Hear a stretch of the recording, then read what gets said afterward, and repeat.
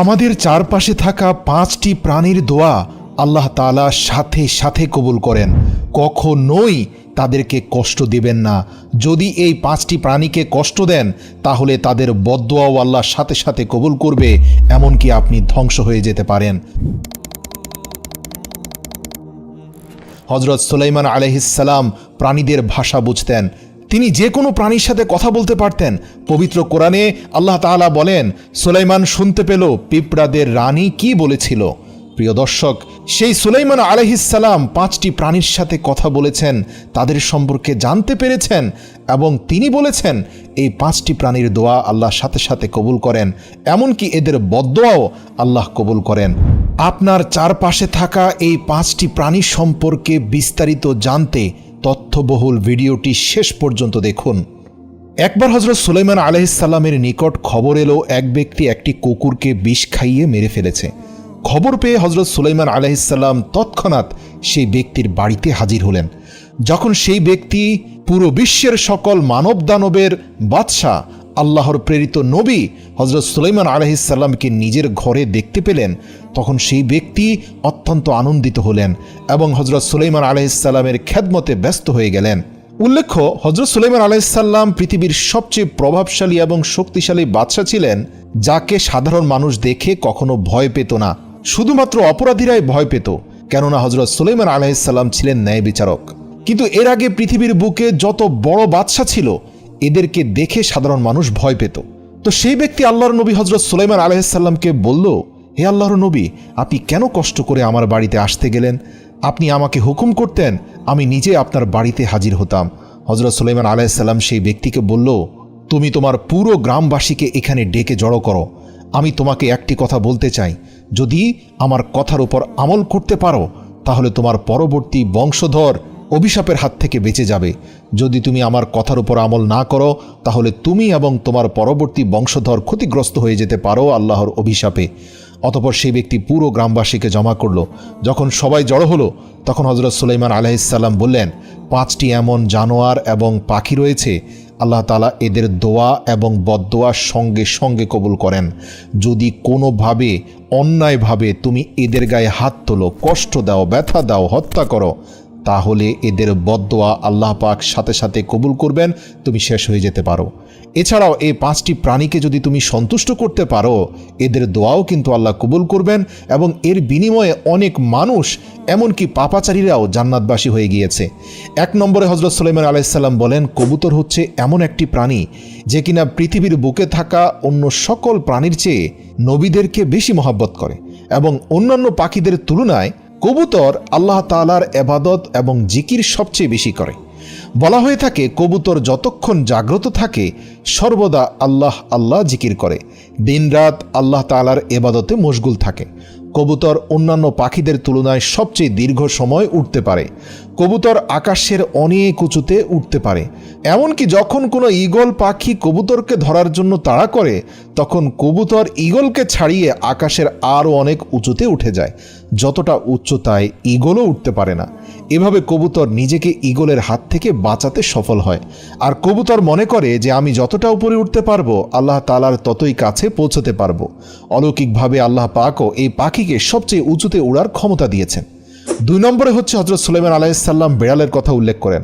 হযরত সুলাইমান আলাইহিস সালাম বলেন, আমি অনেক ফরেজগার এবং আল্লাহ ভীরু মানুষকে দেখেছি যারা আল্লাহ তাআলার স্মরণে, ইবাদতে নিজেদের দিন এবং রাত্রি অতিবাহিত করত, কিন্তু আল্লাহ তাআলা এই ব্যক্তিদের দোয়াও ততটা দ্রুত কবুল করেন না যতটা দ্রুত আল্লাহ তাআলা বিড়ালের দোয়া কবুল করেন। বিড়ালের দোয়া এবং বদদোয়া খুব দ্রুত কবুল হয়ে যায়। বিড়ালের দোয়ার প্রচণ্ড প্রভাব রয়েছে। বিড়াল যার জন্য দোয়া করে সে খুব দ্রুত সফল হয়ে যায়। পাশাপাশি বিড়ালের বদদোয়াও অনেক খারাপ হয়ে থাকে। বিড়াল যাকে বদদোয়া করবে সেই ব্যক্তি দুনিয়া এবং আখিরাতে বরবাদ হয়ে যাবে। আল্লাহ রাসূল সাল্লাল্লাহু আলাইহি সাল্লামের একটি বিখ্যাত হাদিস রয়েছে। আল্লাহ রাসূল সাল্লাল্লাহু আলাইহি সাল্লাম বলেন, আমি এক মহিলাকে জাহান্নামের আগুনে মেরাজের রাত্রিতে জ্বলতে দেখেছি। সেই মহিলা একটি বিড়ালকে তার ঘরের মধ্যে এমনভাবে বেঁধে রেখেছিল যে তাকে কোনো খাবার বা পানীয় দেয়নি, আর বিড়ালটিকে ছেড়েও দেয়নি যে সে নিজেই নিজের খাবার সংগ্রহ করতে পারে। অতঃপর এভাবে ক্ষুধা যন্ত্রণার কষ্ট দিয়ে, তৃষ্ণার কষ্ট দিয়ে সে বিড়ালটিকে হত্যা করে। এবং সেই ব্যক্তির যাবতীয় সকল আমল আল্লাহ তাআলা নষ্ট করে দেন, অভিশপ্ত অবস্থায় সে জাহান্নামে প্রবেশ করে। এরপর হযরত সুলাইমান আলাইহিস সালাম বলেন, চড়ুই হচ্ছে এমন একটি পাখি যাকে আল্লাহ তাআলা অনেক পছন্দ করেন। এবং হযরত সুলাইমান আলাইহিস সালাম চড়ুই পাখির 3টি বৈশিষ্ট্য বর্ণনা করেছেন। সর্বপ্রথম চড়ুই পাখি যখন সকাল ভোরে ঘুম থেকে উঠে তখন সবার আগে আল্লাহ তাআলার নামের জিকির করে। 2 নম্বরে চড়ুই অত্যন্ত নিষ্পাপ একটি পাখি, এদের মধ্যে কোনো চতুরতা পাওয়া যায় না। 3 নম্বরে চড়ুই পাখি আল্লাহ তাআলার উপর সবচেয়ে বেশি ভরসা করে। চড়ুই পাখি যেখানেই কোনো খাবার খায় সেখানের খাবার খেয়ে পেট ভরার পরে কোনো খাবার নিয়ে যায় না, বাকি খাবার অন্য পাখিদের জন্য রেখে চলে যায়। সে পরের দিনের জন্য আল্লাহর উপর তাওয়াক্কুল করে। সে বিশ্বাস করে যে আল্লাহ তাআলা তাকে পরের দিনও একইভাবে রিজিক দিবেন। আর সে মনে মনে বলে, আল্লাহই আমার জন্য যথেষ্ট, আল্লাহ আমার রিজিক দাতা। প্রত্যেকটি চড়ুই এই জিকির করতে থাকে এবং তারা বিশ্বাস করে ভবিষ্যতের জন্য কোনো কিছু জমা করার প্রয়োজন নেই, কেননা জীবন মৃত্যু আল্লাহর হাতে, সুতরাং রিজিকও আল্লাহই পাঠাবেন। 4 নম্বর হচ্ছে হযরত সুলাইমান আলাইহিস সালাম বলেন, মানুষেরা বলে কুকুর একটি নাপাকি প্রাণী, আর এ কারণে মানুষ কুকুরকে হত্যা করে। মানুষ মনে করে কুকুরকে মারলে কোনো গুনাহ হয় না। নাউযু বিল্লাহ, এটা অত্যন্ত ভ্রান্ত একটা ধারণা। ইতিহাসে এমন অনেক ঘটনা ঘটেছে যে কুকুরকে মারার কারণে, কষ্ট দেওয়ার কারণে কুকুরের বদদোয়ায় অনেক মানুষ ধ্বংস হয়ে গেছে। একইভাবে একজন চরিত্রহীন নারী ঈমান ও একটি মাত্র ন্যাক আমলের বদৌলতে আল্লাহ পাক তার অতীত জীবনের গুনাহ মাফ করে দেন। কোরআনুল কারিমেও কুকুরের ব্যাপারে বর্ণনা রয়েছে। কোরআনুল কারিমে সূরা কাহাফের মধ্যে আসহাবে কাহাফের সেই যুবকদের সঙ্গী এক কুকুরের কথা আল্লাহ বর্ণনা করেছেন, যেই কুকুরটি আল্লাহ তাআলার সেই নেক বান্দাদের প্রতি মহব্বত থাকার কারণে জান্নাতে যাবে। সুবহানাল্লাহ। কিন্তু প্রিয় দর্শক, আমাদের মনে রাখতে হবে রাসূল সাল্লাল্লাহু আলাইহি সাল্লাম কুকুরকে ঘরের ভেতরে প্রবেশ করাতে নিষেধ করেছেন। অনেকে মনে করেন কুকুর পালন করা হারাম, আসলে ব্যাপারটা তা নয়। কুকুরকে আপনি ঘরে স্থান দিতে পারবেন না, আপনার সন্তানদের সাথে তারা চলাফেরা করতে পারবে না, কিন্তু আপনি ঘর বাড়ি, আবাসস্থল, কৃষি খ্যাত খামার পাহারার জন্য কুকুর পালন করতে পারবেন, এটা জায়েজ রয়েছে। কেননা কুকুর প্রভুভক্ত এবং বিশ্বস্ত প্রাণী। যেহেতু কুকুরের মুখের লালা নাপাক, তাই কোনোভাবে কুকুরকে নিজের বসবাসের ঘরে স্থান দেওয়া যাবে না। এর আরেকটি কারণ, কুকুর ঘেউ ঘেউ করলে ঘরে রহমতের ফেরেশতা প্রবেশ করতে পারে না। কুকুর পালনের সীমারেখা সম্পর্কে না জানার কারণে কুকুর সম্পর্কে আমাদের অনেক ভ্রান্ত ধারণা রয়েছে। কুকুর এমন একটি প্রাণী যাকে আপনি ঘরে স্থান দিতে পারবেন না, আপনার আবাসস্থল, শোয়ার বিছানার পাশে রাখতে পারবেন না, কিন্তু আপনি এটাকে পালন করতে পারবেন সুস্পষ্ট কিছু উদ্দেশ্যে। সেটা হচ্ছে আপনার জানমাল এবং সম্পদের রক্ষণাবেক্ষণ ও পাহারাদার হিসাবে।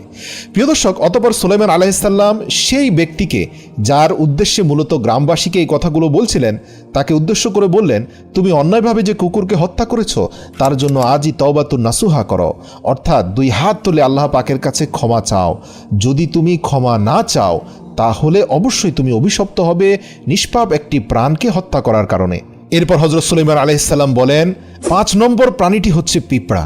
এটিকে সামান্য ক্ষুদ্র প্রাণী মনে করো না তোমরা। একে যদি পায়ের তলায় পিষে আমরা মেরে ফেলি, অনেকে এটাকে সাধারণ ব্যাপার মনে করতে পারে, কিন্তু মানুষ যদি পিঁপড়ার মর্যাদা সম্পর্কে জানতে পারত তাহলে ভুলেও কখনো নিষ্পাপ পিঁপড়াদের ক্ষতি করত না। পবিত্র কোরআনের একটি পূর্ণাঙ্গ সূরা রয়েছে যার নাম সূরা আন-নামল। নামল শব্দের অর্থ পিঁপড়া। এই সূরাতে আল্লাহ তাআলা পুরোটাই পিঁপড়ার আলোচনা করেছেন। কোরআনুল কারিমে ইরশাদ হয়েছে, হযরত সুলাইমান আলাইহিস সালাম আল্লাহ তাআলার একজন প্রেরিত নবী ছিলেন। আল্লাহ তাআলা তাকে পুরো পৃথিবীর বাদশাহী দান করেছিলেন। একবার সুলাইমান আলাইহিস সালাম তার সৈন্যবাহিনী নিয়ে এমন একটি এলাকা অতিক্রম করছিলেন যেখানে পিঁপড়াদের বসতি ছিল। সেখানে পিঁপড়াদের যে রাজা ছিল সে হযরত সুলাইমান আলাইহিস সালাম এবং তার সৈন্যবাহিনীকে আসতে দেখে সকল পিঁপড়াদের উদ্দেশ্যে উচ্চস্বরে বলতে লাগলো, হযরত সুলাইমান আলাইহিস সালাম তার সৈন্যবাহিনী নিয়ে এই পথে আসছে, তোমরা সবাই যার যার গর্তে প্রবেশ করো, নতুবা হতে পারে হযরত সুলাইমান আলাইহিস সালামের বাহিনী নিজেদের অজান্তে তোমাদের পায়ের তলায় পিষ্ট করে মেরে ফেলবে। হযরত সুলাইমান আলাইহিস সালাম দূর থেকে এই পিঁপড়ার বক্তব্য শুনতে পেয়ে হেসে দিলেন। প্রিয় দর্শক, পিঁপড়েরা মানুষের মতোই জীবনযাপন করে। বর্তমানে আধুনিক যুগে প্রাণীবিজ্ঞানীরা প্রমাণ করেছেন যে পিঁপড়ারা মানুষের মতো বসতি স্থাপন করে। পিঁপড়ারা তাদের বসতিতে এমনভাবে বসবাস করে যেমনটা মানুষেরা নিজেদের জন্য ঘর বাড়ি এবং বাসস্থান তৈরি করে থাকে। হযরত সুলাইমান আলাইহিস সালাম বলেন, যারা পিঁপড়াকে হত্যা করবে আল্লাহ তাআলা তাদের থেকে রিজিকের বরকত কেড়ে নেবেন। যদি মানুষের নিজের অজান্তে পিঁপড়া তাদের পায়ের তলায় এসে পিষ্ট হয়ে যায় তবে তার জন্য কোনো গুনাহ হবে না, কিন্তু কোনো অবস্থাতেই জেনে বুঝে ইচ্ছাকৃতভাবে কোনো পিঁপড়া যদি আপনার ক্ষতি না করে অথবা সেটা যদি বিষাক্ত না হয় তাহলে তাকে পিষ্ট করে মারা উচিত নয়। যদি কেউ এমনটি করে তাহলে তার রিজিক নষ্ট হয়ে যাবে। আর যদি কোনো খাবার আপনার হাত থেকে মাটিতে পড়ে যায় তাহলে সেই খাবার যদি পিঁপড়ারা এসে খায় অথবা আপনি ইচ্ছে করে যদি পিঁপড়াদেরকে কোনো খাবার দিয়ে দেন, এতে করে পিঁপড়ারা আপনার জন্য দোয়া করবে। আর পিঁপড়ার দোয়ার বরকতে আল্লাহ তাআলা আপনার রিজিকের মধ্যে প্রাচুর্যতা দান করবেন। ওলামায়ে কেরামগণ বলে থাকেন পিঁপড়ার কিছু কিছু প্রজাতি বিষাক্ত হয়ে থাকে। ওই সব পিঁপড়ারা যদি আপনাকে কামড়ায় তাহলে আপনার ত্বকে জ্বালা পড়া অথবা চুলকানি দেখা দিতে পারে। ওলামায়ে কেরামের মতে যদি কোনো পিঁপড়া বিষাক্ত হয় তবে তা আপনার জন্য ক্ষতির কারণ হলে আপনি তাকে মারতে পারেন অথবা সেই স্থান ত্যাগ করতে পারেন। হযরত সুলাইমান আলাইহিস সালাম এই 5টি প্রাণী সম্পর্কে মানুষদেরকে জানানোর পর সেই লোকদের উদ্দেশ্যে বলেন, এবার আমি আপনাদেরকে একটি অত্যন্ত গোপন বিষয় সম্পর্কে জানাবো। কখনোই কোনো জন্তু জানোয়ার অথবা পাখিকে অযথা কোনো কারণ ছাড়াই ইচ্ছাকৃতভাবে জেনে বুঝে হত্যা করবেন না, কেননা তারাও আপনার মতো আল্লাহ তাআলার একটি মাখলুক। আল্লাহ তাআলার কোনো মাখলুককে জেনে বুঝে কোনো প্রকারের কষ্ট দেয়া উদ্দেশ্যে তাদেরকে হত্যা করা বা কষ্ট দেয়া মারধর করা উচিত নয়।